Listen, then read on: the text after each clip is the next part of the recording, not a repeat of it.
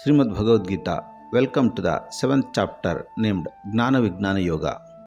In this chapter, Lord Sri Krishna explains to Arjuna his supreme nature and the powers of material nature. He emphasizes that the wise and devoted attain enduring knowledge in him. This world's creation includes three qualities: sattva, rajas, and tamas.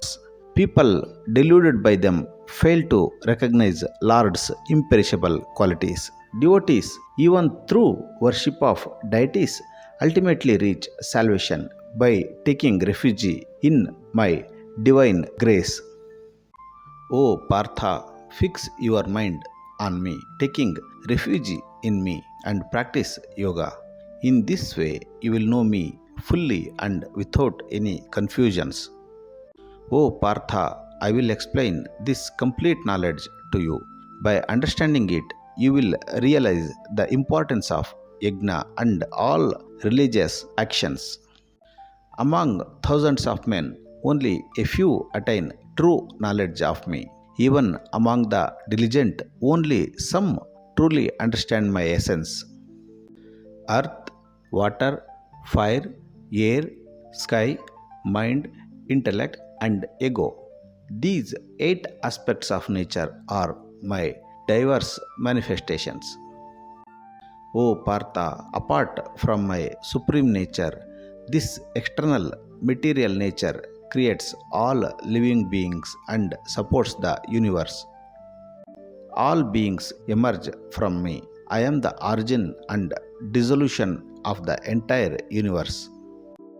O Arjuna, without me there is no base for this universe. All creation is woven in me like pearls strung on a thread.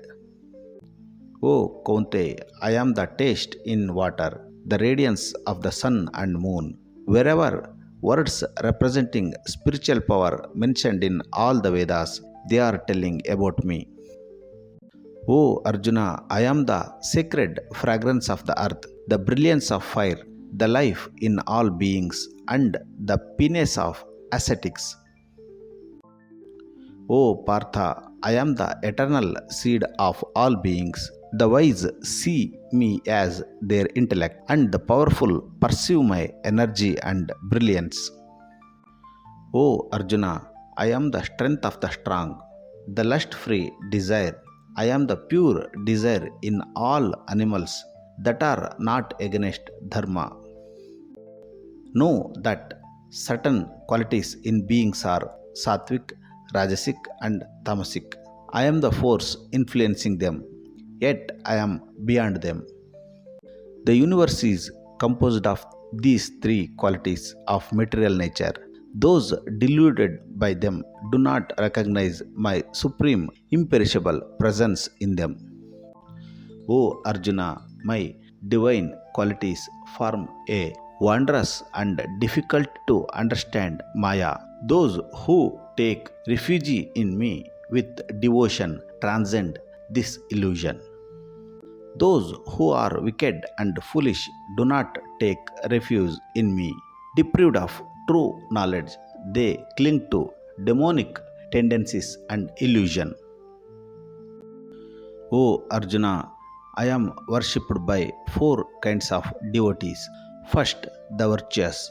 Second, the distressed. Third, those seeking material benefits. And the last is the wise. Among all, the devotee who is always devoted and steady-mindedly focused on me is dearest to me. I will be happy in the company of such a wise devotee. All wise devotees are generous-hearted. The self-controlled, devoted soul attains the supreme goal to reach me. After many births, the wise soul takes refuge in me. Such a great soul is rare and embodies the divine presence in all beings.